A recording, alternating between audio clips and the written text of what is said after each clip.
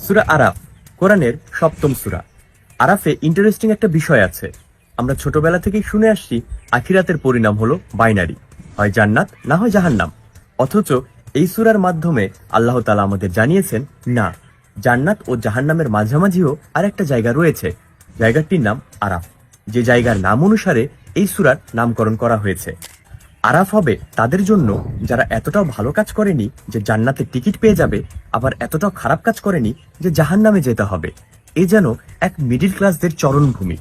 এই আরাফবাসী সবসময় আশায় থাকবে যেন তাদেরকে কোনো না কোনো সময় জান্নাতে আপগ্রেড করা হয়। তবে এই আরাফ ছাড়াও হাসরের আরেকটা ইম্পর্টেন্ট বিষয় সম্পর্কে আমরা অনেকেই অজানা, আর সেটা হলো কান্তারা। আমরা মনে করি কোনো রকমে পুলসিরাত পার হতে পারলেই বাঁচি, যে ধারণা সম্পূর্ণরূপে ভুল। কারণ পুলসিরাত পার হতে পারলেই জান্নাত নয়, পুলসিরাত পার হওয়ার পরে অপেক্ষা করে মুমিনদের জন্য এক শেষ পরীক্ষা। হাসরের দিন বিশ্বাসীদের দুইবার বিচার হবে, একবার সিরাত পার হওয়ার পূর্বে আর একবার সিরাত পার হওয়ার পরে। জি, ঠিকই শুনেছেন, পূর্বের বিচার হবে স্রষ্টার হক নষ্ট করার জন্য, আর পরের বিচার হবে বান্দার হক নষ্ট করার জন্য।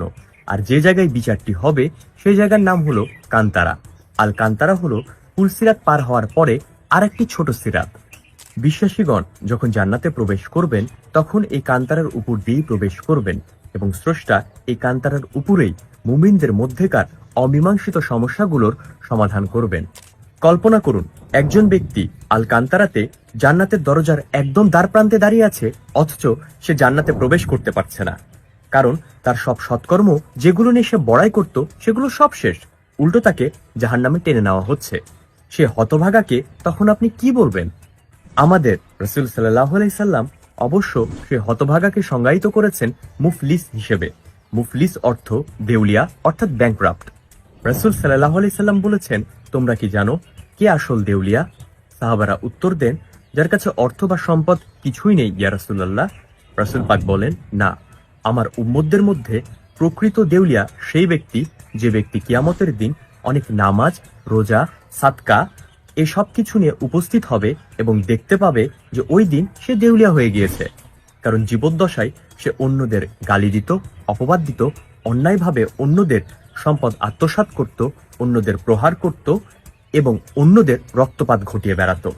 আজ তার করা সব সৎকর্মগুলো ভুক্তভোগীদের মাঝে হস্তান্তর করে দিতে হচ্ছে।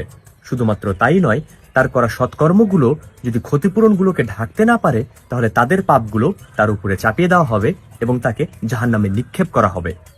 তাই বলছি, আপনারা যারা নামাজ, রোজা, সাদকার পাশাপাশি মুখের কথা দিয়ে অন্যদের কষ্ট দিচ্ছেন বা আমল দিয়ে অন্যের সম্পদ আত্মসাৎ করছেন, তাদের জন্য কথা একটাই, দেখা হবে বন্ধু, দেখা হবে কান্তারায়।